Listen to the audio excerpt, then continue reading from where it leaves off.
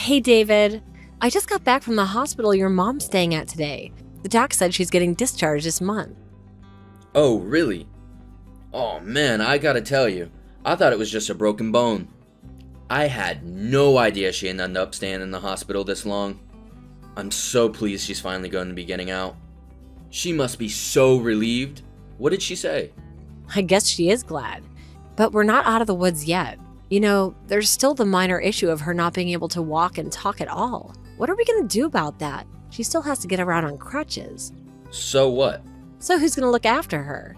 She's going to be all on her own if she goes back to her place. Wait a second. You mean you're not gonna do it? Me? Are you being serious? How am I supposed to do it? I'm busy with work. You only work part-time. You've been visiting her in the hospital non-stop since she got admitted. Taking her things, helping her move around the ward. You're basically already her care. So you obviously have the time. No, you must do.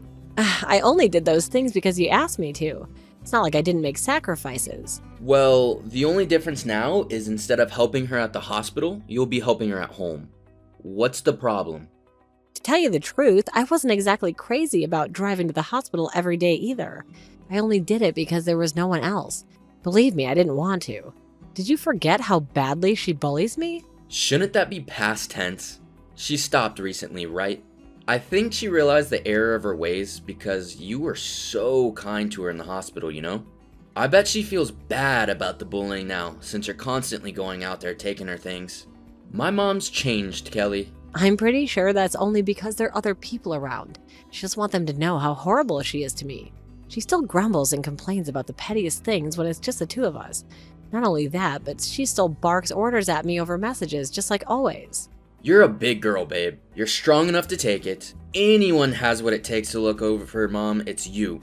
All you have to do is help her get around the house and keep on top of things around the house.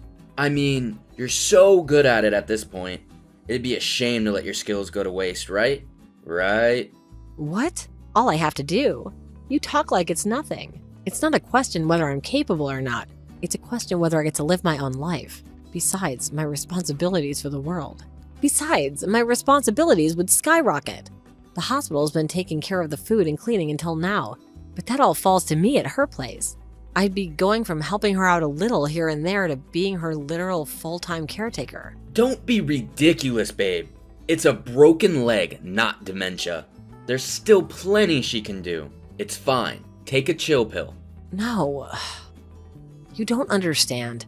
The reason I'm saying these things is because it's not fine, David. Remember when all this started? It's only because she's in the hospital, babe, and you can go back to normal when she gets out, babe. What happened to that? You never said anything about looking after her when she gets out. And it's not fair of you to spring it on me like this.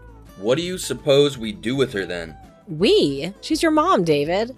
And she hasn't been nice enough to me to warrant going out of my way to help her. The bottom line is, I won't be looking after her when she gets discharged, and that's final. So if you're worried, look after her yourself. If you want my honest opinion, I think she'd be better off in a care facility till she could walk again. What? You want to dump my mom off in an old folks home? She's only in her 60s. Doesn't have to be an old folks home. There are all kinds of places to look after the disabled or people who aren't good on their feet. That way, she'll have a team of trained professionals to help her. She'll be surrounded by people in similar situations. Surely that's a lot better than being cooped up at home on her own with me, dropping by at great inconvenience to myself to provide care that I'm not even qualified to give. Seriously, Kelly? My mom's finally set to get discharged, and this is your attitude? I'd feel so bad about putting her in a facility. She'd feel alone. As her son, I cannot let that happen. But she feels comfortable at home. If you feel that bad, look after her yourself. She's not my problem. You can't be seriously telling me to look after my mom on top of that. I'm working my butt off every single day at the office to put food on the table for you, woman. I don't have time for that. Well, if looking after her yourself isn't an option, then you'll have to go arrange for her to go somewhere else. I'm saying figure something out yourself, David. God damn it, Kelly. How can you be so heartless? This is the woman who gave birth to me we're talking about here. I know that she won't let me forget. She used the fact that she's my mother-in-law as justification to treat me like a slave. Believe me, I wanted us to get along more than anything. Well, look after her then. Ugh, the key word here is wanted, David. I gave up when I realized what a venomous bully she is. She clearly has no intention of building a healthy, respect-based relationship with me, so why would I go out of my way to help her? She lets herself into our house, throws my cooking and personal belongings in the trash without even telling me. She demands I divorce you every time I have the misfortune of seeing her. Why would I want to care for someone who treats me like that? That's just what mother-in-laws are like. It amazes me that you think you can explain this away with a single sentence. How many times have I told you about all the crap she puts me through? In spite of that, you haven't said a single thing to her. It's like you don't even care. Why rock the boat and let a petty squabble between in-laws turn into a fully fledged family-wide drama? If you guys have beef, you need to hash it out between yourselves. The reason I'm telling you for the 1000th time isn't because it's something I can fix on my own. She's your mother, for crying out loud, David.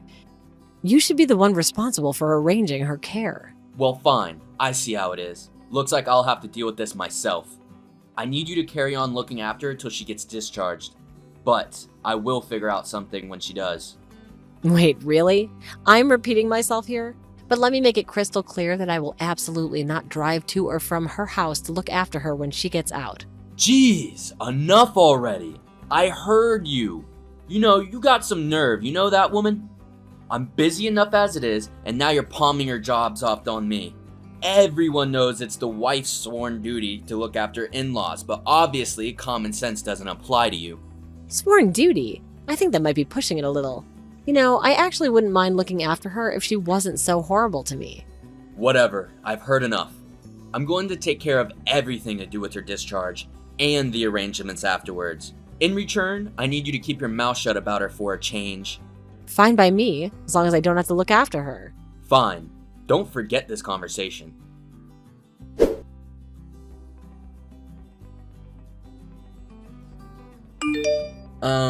Kelly? I just got done talking with Mom about what's going to happen when she gets out of the hospital. How did it go? It's good. We made a decision. The move will be taking place next month. Really? I'm pleased to hear she understands it's for the best. Where will she be moving? Oh, well, my mom's not the one moving. We are. Excuse me, what are you talking about? Me and you are moving in with my mom next month. I take it that you got no objections to that? What? We're moving in with your mom? Why would you agree to that? I agree. No, I was the one who suggested it. She said she didn't want to live in a home for the crusty old bedwetter. So, I figured me and you moving in with her would be the best option. The best option? How did you work that one out? You mean because I'll be the one responsible for looking after her? Now, you said you didn't want to drive to and from her house to look after her. And to be fair, that would be super inefficient. I thought on it a little, and that's when it hit me. I figured if we move in with her, you can look after her without wasting all that time on the road. My stroke of genius. What the hell are you talking about? It wasn't the driving part I wanted to avoid. I can't believe you, David. The reason I said no is because I didn't want anything to do with her. I was able to tolerate her at the hospital because I didn't have to spend so much time alone with her, thanks to the nurses. I'm not joking when I say I'll have a nervous breakdown if we have to live under the same roof. Well, you don't know that unless you try. No, David, I know damn well how awful she makes me feel. And I don't need to intentionally subject myself to her company any further, do you understand? There's no way I'm moving in with her. Look, think about it, babe. You won't even have to pay rent if we live with my mom. We could save so much money. Mom said we only have to pay for food. The merits are endless. This isn't about the money, David. I can't be under the same roof as your mom 24/7. I'll go insane. She can't even move without help. What's the worst she could do? Well, she's still able to speak normally. And her hand, too. Hey, that's mean. Come on, just a few unpleasant comments here and there. The occasional frown. Jesus, Kelly, I thought you were made of stuff stronger than this. I don't get why it's such a big deal. It's a frail old lady who can barely move by herself. Does that terrify you that much? I'm not scared. It's just psychologically impossible for me to live with her under the same house. How would you feel about living under the same roof as someone who hated your guts and went out of their way to make you as miserable as possible? She's family. What choice do we have? That's funny, because I lost count of how many times she told me I'm not part of your family. Ugh, you are rambling nonsensical things of an old age pensioner. Stop being so neurotic. Not wanting to live with my abuser makes me neurotic? Wow, you really have absolutely no intention of trying to understand how I feel, do you? Right back at you. You don't understand my feelings either.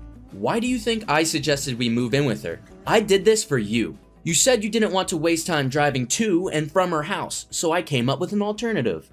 And this is how you repay my kindness. Kindness? Oh, give me a break. Enough of this crap. We're moving with my mom, and that's the end of it. I already told the landlord we will be leaving next month. Start packing up our stuff. We are moving in the day before her discharge. Understood. I'll start getting everything together. Whoa, really? Am I hallucinating? Did you actually just agree? Woohoo, yippee! See, babe, this wasn't so hard. Why couldn't you have just been like this from the get-go? My mom said she's gonna fix up that contrarian personality of yours when we move in together. She can't wait to have you. Oh, she promised you'll never disobey my orders again once she's done with you.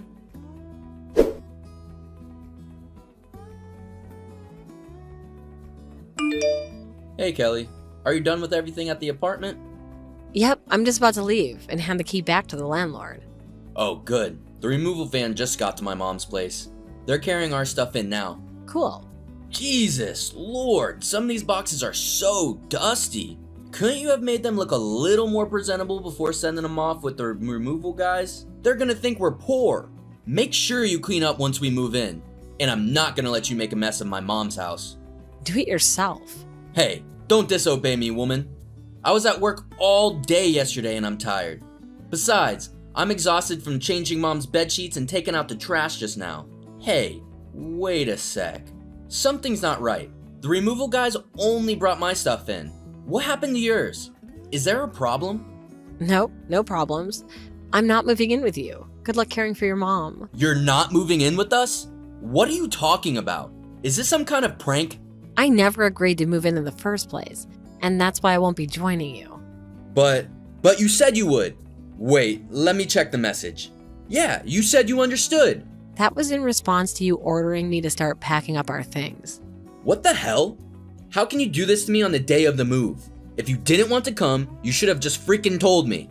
Come on, scroll through the messages again. I think you'll find I told you plenty of times. You just ignored me as always. You decided we were moving in with your mom without me, so I decided not to come with you. You hardly have any right to complain.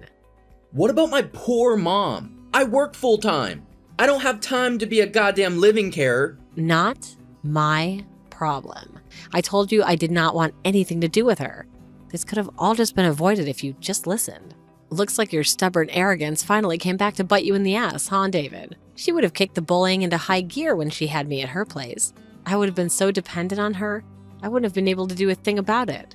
There isn't a wife on the planet who'd willingly put themselves in that situation. Well, forget this crap, Kelly. You've had your fun. Just hurry up and get over here. No chance. If you don't come this instant, you're getting a divorce. I mean it. I'll do it, Kelly. Great, can't wait. Huh? I did this knowing full well it meant divorce. You are a scumbag of epic proportions, and the sooner you disappear from my life, the better. Who the hell do you think you're speaking to, you evil, heartless witch? You work part-time. Even worse, you're in your 30s. You don't seriously think you can get by without me around to support you? I'll take a life of potential uncertainty over one of guaranteed misery. I get living as you and your mom's slave and verbal punching bag. I'll never forgive you for this, Kelly. You just made the biggest mistake of your life. You don't get your ass over here right now, I'm telling my mom. Don't think I'm gonna let you escape. I won't sign the divorce papers. Hello? You there? Kelly, answer me. Hey. That's it. The only reason she was like that with you up to now is because she doesn't know the real you. Remember when you said before he wanted you and her to— David to court. However, in a hilarious irony, he was so busy trying to juggle the mammoth responsibility of working full-time and caring for his mom that he couldn't make it to the hearings. Which means I won by default and I got my divorce without a hitch. The whole thing cost me more money and time than I would have liked, but I guess it's a small price to pay for cutting ties with the mother-in-law and husband from hell. I couldn't be more relieved that that phase of my life is over.